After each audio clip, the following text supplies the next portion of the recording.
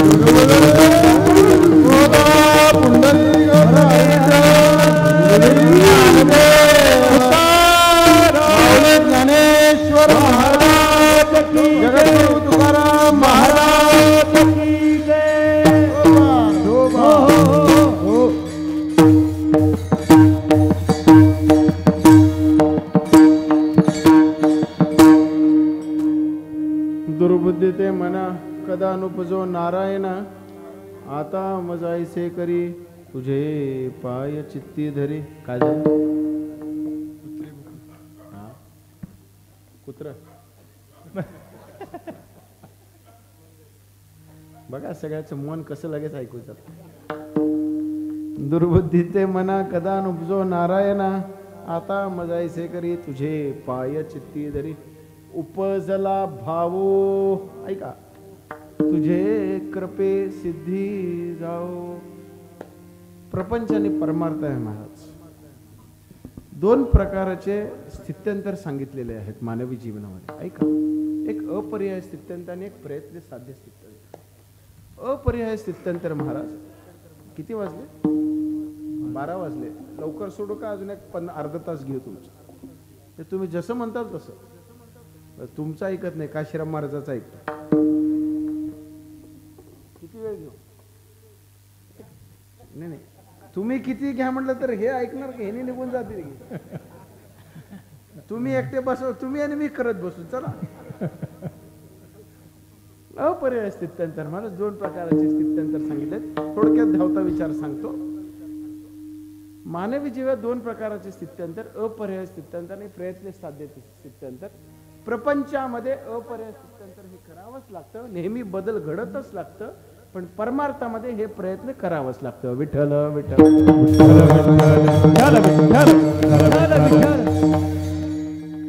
लहान मुलगा आहे महाराज, आपल्याला सगळ्यांना बालपण आवडतं. बालपणानंतर आपण थोडं मोठं झाल्यावर किशोरवयीन अवस्था, जे काही पुढे परत प्रौढपण, तरुणपण, त्याच्यानंतर जे काही आहे म्हातारपण, आपण स्वीकार करावाच लागतं महाराज. जे काही आपल्या वाटेला आलेलं आहे ते स्वीकार करावाच लागतो. अपरिहार्याने ते स्वीकार करावाच लागतो. नाही म्हणलं तरी स्वीकार करावाच लागतो. जन्माला आल्यानंतर जे काळे केस आहेत, कालांतराने पांढरे केस झाल्यावर ते स्वीकार करावंच लागतं महाराज. तरुणपणामध्ये चांगलं होत, म्हातारा झाल्यावर सुरकुत्या चेहऱ्यावर पडले, स्वीकार करावाच लागतो. त्याला नाही म्हणता येतच नाही महाराज. पण तेच महाराज परमार्थामध्ये तर कुठलीही गोष्टीला प्रयत्नाने करावं लागतं. असाध्य ते साध्य करिता सायास, कारण हे अभ्यास तुका. कुठलीही गोष्टीला प्रयत्नाने करावंच लागते. विवेकाकडून वैराग्याकडून विवेकाकडे किंवा जायचं असेल तर आपल्याला प्रयत्नपूर्वक करावाच लागतो. आपल्याला ज्ञान संपन्न करून घ्यायचं आहे तर प्रयत्नपूर्वक करावाच लागतो महाराज. उठावाच लागतो. सकाळी आंघोळ करावंच लागते, पूजा करावंच लागते, या पोटासाठी नोकरी करावंच लागते, पैसे मिळवण्यासाठी. प्रयत्न केल्यावरच सगळ्या गोष्टी होते. प्रपंच परमार्थ संपादिन दोन्ही एकही निदानी नव्हे त्यासी, दोन्ही पेवावर ठेवू जात आहात, होय अपघात शरीराचा. प्रपंच आणि परमार्थ आहे महाराज, आपल्याला दोन्ही करायचं आहे. जर कुठलंही एक जर खालीवर झालं तर शरीराचं घात होतो. तसं दोन काही करायचं तर आपल्याला प्रयत्नाने करावंच लागतं. तसं हे मानवी जीवन आहे महाराज. मानवी जीवन हे सुखप्रवृत्त जीवन आहे. धावता विचार सांगतो. माणूस सुखाकडे रात्रंदिवस पळतच राहतो महाराज, पण त्याला सुख कधी मिळालं नाही. तो सुखाकडे पळत नाही. तर मी थोडं पुढचा विचार सांगतो. तर डोळे बंद करून तो धावत राहतो, पण तरी त्याला सुख कधी मिळालं नाही. इथे एवढे श्रोते बसलेत, कधी तुम्हाला सुख मिळालं का? मिळालं का? मी तुम्हाला दुःख कुठं चालू होतं सांगू का? सुख आपल्याला असतं. मला सांगा, आपण जन्माला आल्या तुम्हाला कधी दुःख झालंय का? झालंय का? नाही. मग दुःख आपण ओढून आणतो का दुःख आपोआप येतं आपल्याकडे? ओढून आणतो. बघा, मला दिवसभर जेवायला भेटलं नाही. कल्पना करा, मला म्हणजे तुम्हाला सुद्धा कल्पना करा, माझ्या जागी तुम्ही ठेवा. मला दिवसभर जेवायला भेटलं नाही. माझ्या वाटेला एक बशीभर पोहे होते, बरोबर आहे? माझ्या वाटेला एक बशीभर पोहे होते. ते पोहे खात असताना एक लिंबाची फोड अशी पाहिजे म्हणली आणि ती जर मिळाली नाही तर दुःख निर्माण होतं. विठ्ठल विठ्ठल विठ्ठल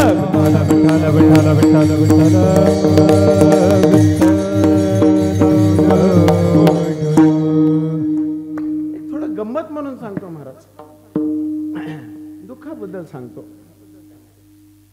एक नवरा बायको होते महाराज. ते नवरा बायको लग्न झालं. लग्न झाल्यानंतर मुंबईला राहायला गेले महाराज. मुंबईची कशी असती, सगळी राहायची छोट्या खोलीमध्ये, सगळ्या गोष्टी असतात महाराज.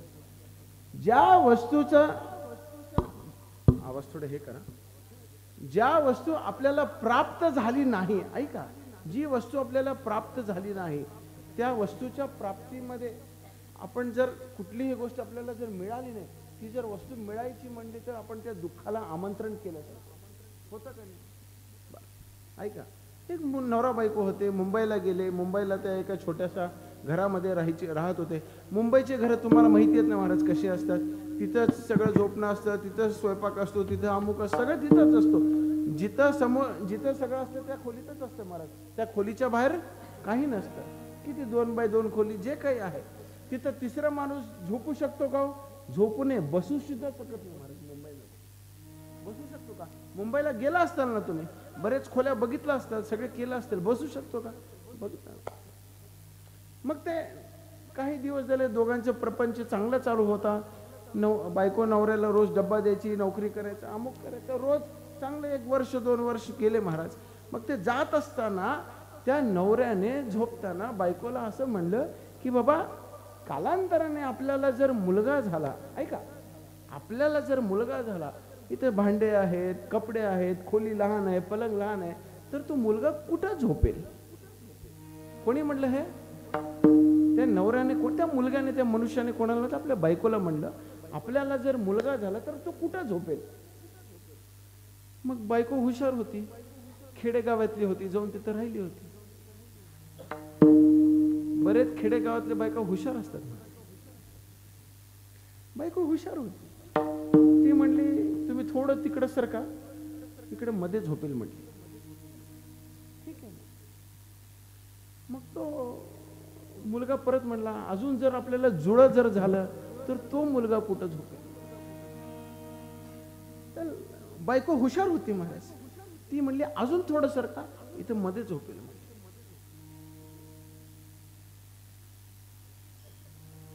कसं आहे मन. आणि परत तो मुलगा म्हणला, या जुळ्यावर एक मुलगी झाली तर ती कुठे झोपेल? त्याला म्हणले, अजून थोडं सरका, तिथं झोपेल. माझा दृष्टांत संपला. ते मुलगा सरकता सरकता खाली पडला, कमरेचं हाड तुटलं. आता काय झालं काय, मला काही वेळ नाही. त्यानं मेला का गेला, काय झाला, मला दवाखान्यात घेऊन जायला त्याला वेळ नाही. ऐका, बर, माझा दृष्टांत संपला. मला सांगायचं काय, ज्या माणूस ज्या पलंगावरून सरकत सरकत खाली पडला, कमरेचं हाड मोडलं आणि त्याला दुःख निर्माण झालं, मी तुम्हाला एक प्रश्न निर्माण करतो, तो दुःख त्याला झालेल्या मुलापासून झालं का नाही झालेल्या मुलापासून झालं? नाही झाले मुलं एवढे दुःख देतात, तर झालेले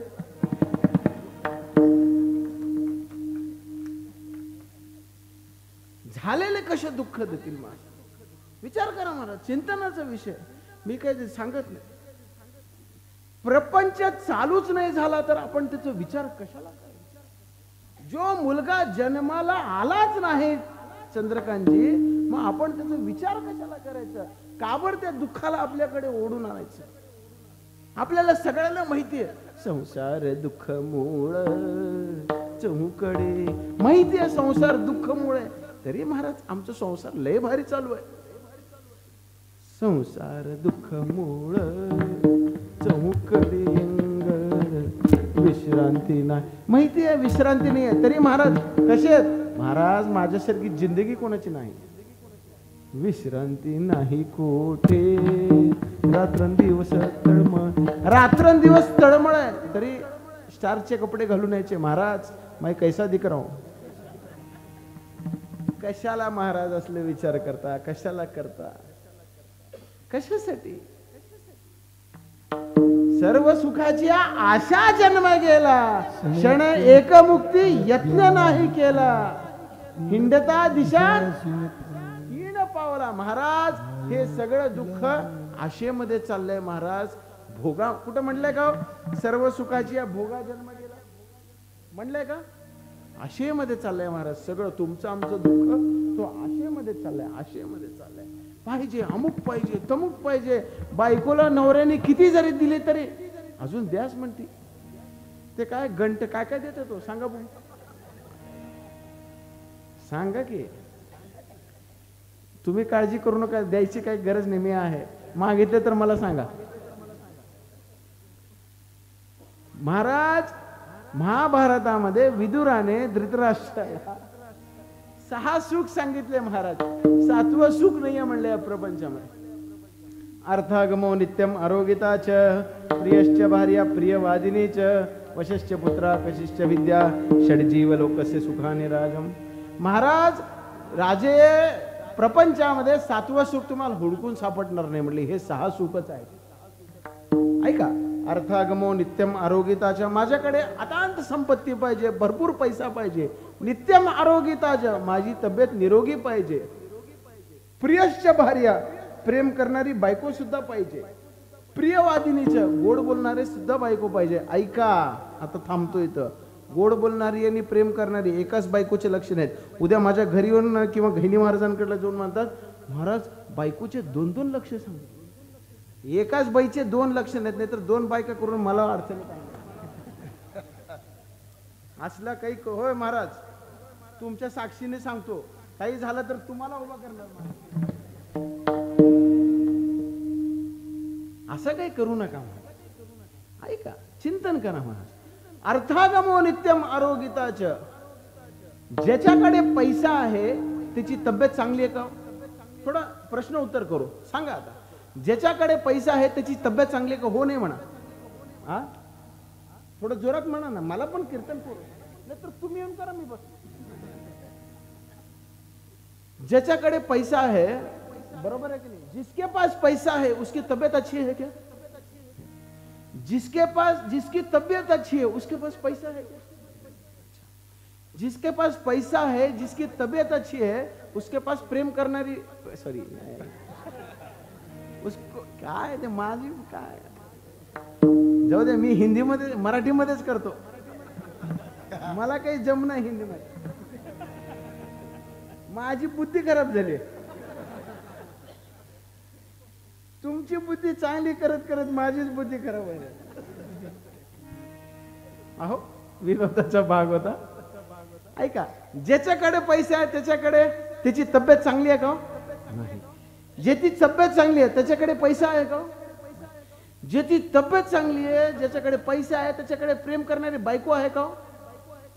खरं सांगा. इथं बघू नका, इथं सांगा. इथं बघू नका, हो इथं सांगा की आहे का?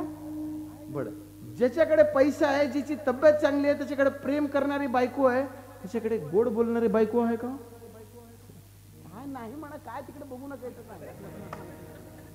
हा, ज्याचं लगीन बी झालं नाही त्यानं बी सांगा काय होत आहे का? तुम्ही काही म्हणू नका त्यांना. घरी गेलं त्यांना रोज जेवायला द्या, सगळं द्या, ते प्रेम असो नसो. बर, ह्या सगळ्या गोष्टी झाल्यानंतर षडजीव लोकस्य सुखानि राजम, या सगळ्या गोष्टी आहेत. पण आज्ञाधारक पुत्र जन्माला आला का? नाही महाराज.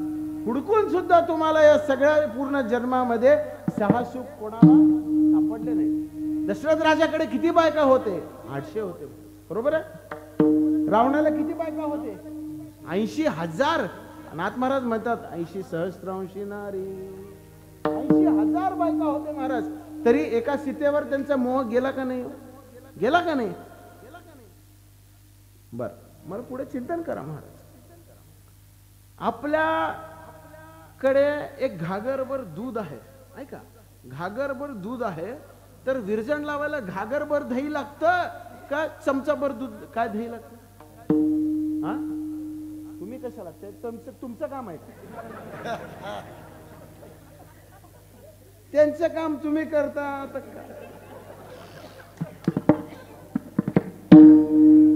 काय महाराज, काय नाही. उद्या मला येऊन म्हणता महाराज दही लावलो या खायला. असलं काय करू? त्यांचं काम त्यांना करू द्या.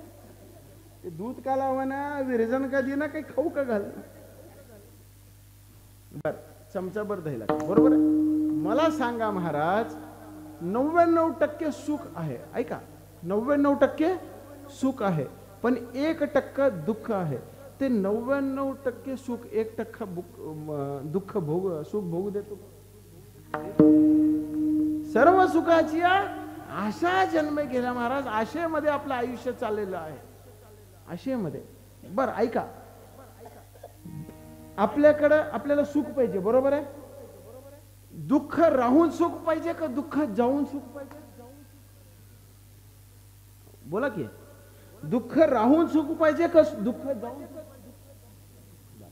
गेलेलं दुःख परत यायचं का गेलेलं दुःख तिथंच जावं? काहीतरी बोला. हा, गेलेला दुःख तिथंच जावं. बर, आलेलं सुख इथंच टिकावं वाटतंय का सुख परत जावं वाटतं?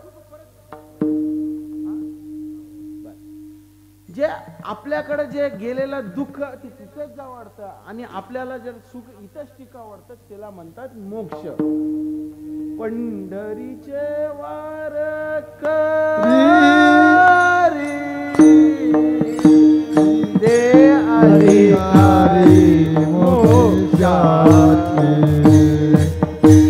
ते अधिकारी मोक्षाचे. पंढरीचे वारकरी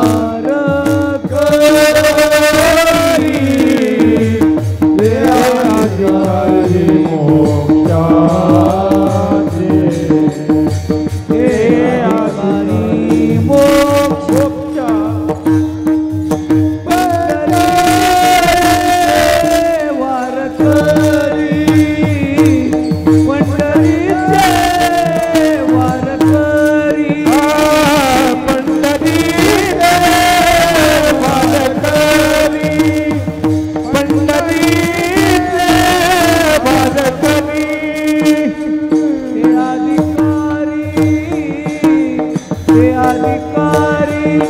मोक्षाचे,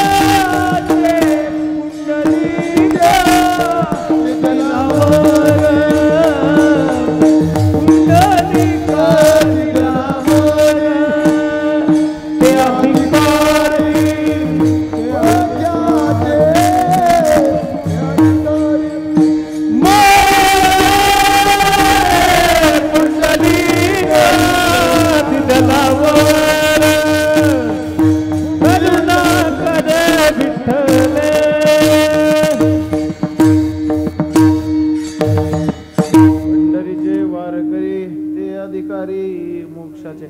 महाराज, पंढरीचा जो वारकरी आहे ना तो खरा मोक्षाचं प्राधान्य आहे. मग हे सगळं सुख कुठं आहे? सर्व सुखाचे आगर बाप रघुमा देवीवर.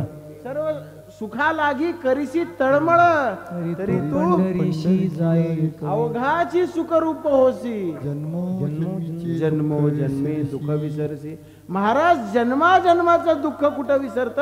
तर एक क्षेत्र आहे, तो म्हणजे पंढरपूर क्षेत्र आहे. तुमचं आमचं भाग्य आहे महाराज. भाग्य. आम्ही जन्म आलो दास विठोबाचे झालो. धन्य आम्ही. धन्य ते धन्य. आता काय माझी पण तुमच्या समोर, माझी श्रोत्यांच्या समोर काही बुद्धी चालणार. मला पण उशीर झाले, झोप यायला लागली आहे. महाराजांनी एवढं खाऊ घातलंय, एवढं खाऊ घातलंय, काय सांगतो बघा. चांगली बुद्धी खराब व्हायचे 3 कारण आहेत. आता त्याच्यावरून मला लक्षात आलं. त्यांनी एवढं जीव घातले. चांगली बुद्धी, थोडं धावतो सांगतो. चांगली बुद्धी खराब व्हायचे 3 कारण आहेत. एक भुकेमुळे, एक संस्कारामुळे आणि एक संगतीमुळे. विठ्ठल एक भुकेमुळे म्हणा. सुधा निर्णोदपी प्रज्ञा. सुधा निर्णोदपी प्रज्ञा म्हणजे बुद्धी महाराज. तुकोबाराय म्हणतात, विती एवढं पोट कैसा बोबाट तयाचा. पोट कसं आहे? विती एवढं आहे, पण बोबाट. चलतीवर चोरी करणं वेगळं, ऐका, चलतीवर चोरी करणं वेगळं आणि रोज चोरी करणं वेगळं. ते कधी होतं? भुकेमुळेच होतं. चालत जाता जाता हात मारणं वेगळं, एखादं पाकिट मारणं वेगळं.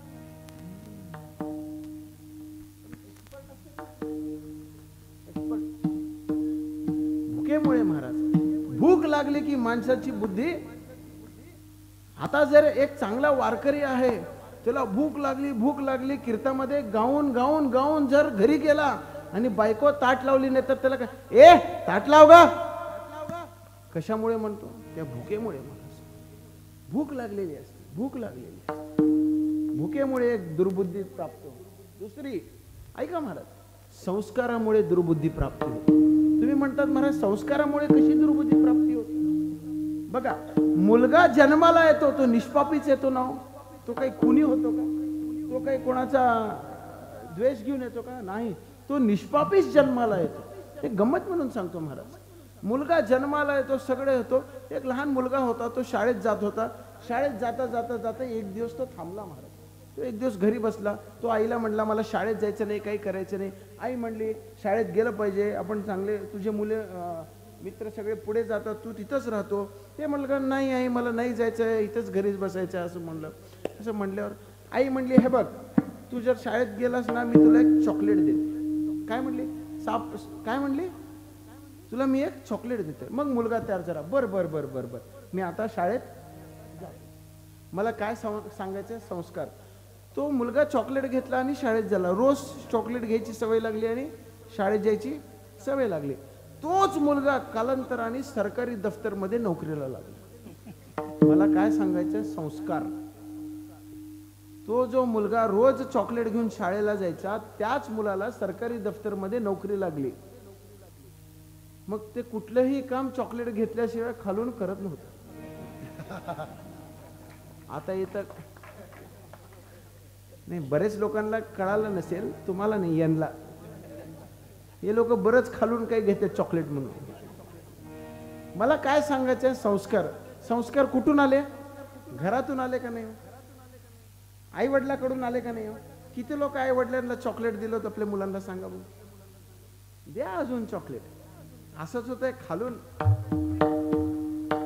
हा, एक संस्कार, दुसरं भूक आणि तिसरी संगती. एक विवेक आणि वैभव एक मित्र होते महाराज. विवेक आणि वैभव दोन मित्र होते महाराज. जंगलामध्ये आपल्या झाडं हे करत होते. करत असताना तिथे एक राजाचा एक मोठा आवाज आला काहीतरी जंगलामध्ये एक माणसाचा. मग ते वाघ त्या माणसाच्या अंगावर हल्ला केला. ते लांबून कुऱ्हाडी फेकले आणि त्या वाघाला मारून टाकले महाराज. मग गेले तिकडे कोण होता बघितले. तो त्या राज्याचा राजा होता महाराज. राजा होता तर राजा म्हणला तुम्ही माझी म्हणजे जीवन वाचवलं, सगळं केलं, आम्ही तुमचे धन्य आहेत, सगळं अमुक तमुक बोलले. राजा म्हणला उद्या सकाळी तुम्ही दरबारमध्ये या, तुम्हाला जे पाहिजे ते मी देतो. कोणाला म्हणले? विवेक आणि वैभवला. ठीक आहे म्हणले. दोघे गरीब अवस्थेमध्ये होते, गरीब परिस्थितीमध्ये होते महाराज. ते गेले. वैभवला विचारले तुला काय पाहिजे? मला अमुक सोनं पाहिजे, नाणं पाहिजे, तांब, अजून जे काही मोत्या पाहिजे, जवार पाहिजे, ते सगळं घेतला. तो त्याच्या गावाला निघून गेला महाराज. विवेकाला विचारलं तुला काय पाहिजे? विवेक म्हणला मला एक गुरु पाहिजे ज्याच्याकडून मी शिक्षण शिकू शकतो. ठीक आहे म्हणले. विवेकाने सगळं घेतलं. तिकडच्या गुरुला त्यानं शरण गेलं, त्याचे शिष्य पत्कारलं, सगळं झालं. कालांतराने तो गुरु निवृत्त झाला आणि या विवेकाला तिथं गुरु म्हणून प्राप्ती मिळाली महाराज. मग कालांतराने विवेक गावी गेला आपल्या बरेच वर्षानंतर. आपल्या मित्र वैभवची मित्रता कसा आहे काय नाही विचारायला गेल्यानंतर तो विचारला, बघितलं ज्या पद्धतीने त्या वैभवला सगळं सोनं नाणे श्रीमंत झाला होता, परत त्याची गरिबी अवस्था आली. परत त्याची गरिबी अवस्था आली का? त्या बाकीच्या सगळ्या संगतामुळे, व्यसनामुळे सगळी आली महाराज. माझा दृष्टांत संपला. मला सांगायचं काय? विवेकाने विद्यार्थीचं पत्करलं, शिक्षा प्राप्त करून घेतली, म्हणून ते काय झालं? गुरु गुरु गुरु शिष्य. आणि वैभव जे श्रीमंती पैशाने मिळाली, व्यसनामुळे तो परत आपल्या पहिल्याच्या अवस्थेला. संगत करे सज्जन की वो बढत बढत जाए, संगत करे दुर्जन की वो घटत घटत जाए. तुझी संगती झाली आमुची निश्चिंती. मग कोणाच्या संगतीमध्ये आपण गेलं पाहिजे? कोणाच्या? गुरुचरणी ठेविता भाव,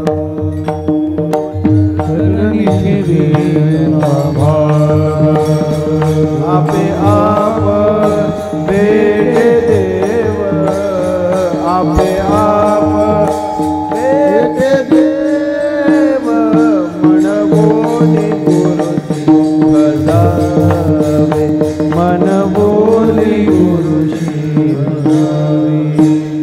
आपे आप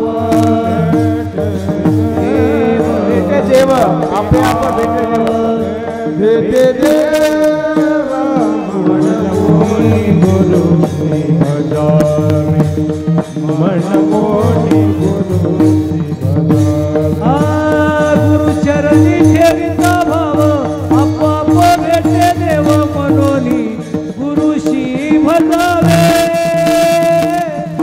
मनोनी गुरुशी भजावे गुरुचरणी ठेविता भाव आपोआप भेटे देव गुरुश्री भजावे मन मोनी गुरुश्री भजावे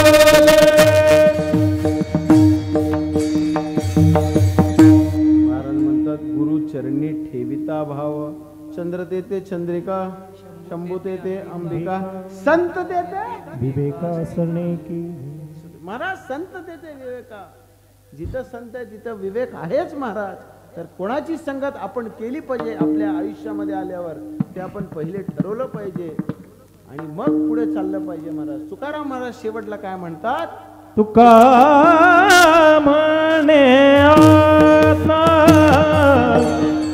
तुका म्हणे आता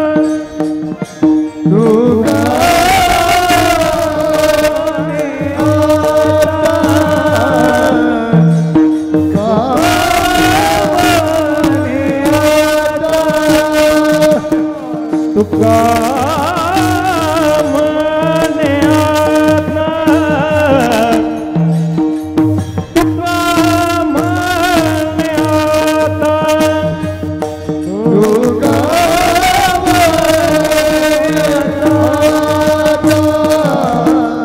तुका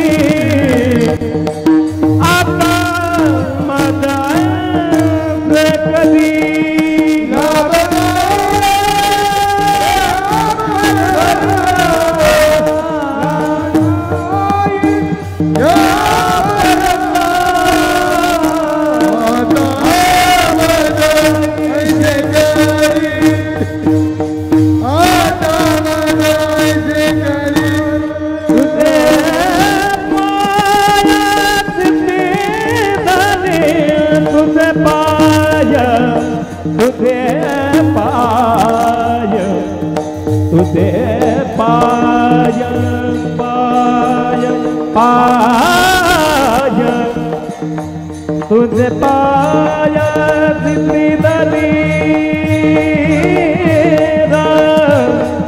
तुझे पाला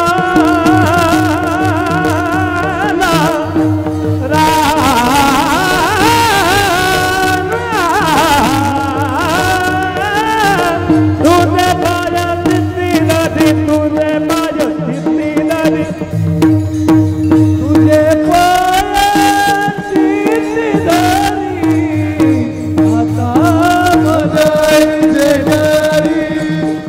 आता बजायचे कधी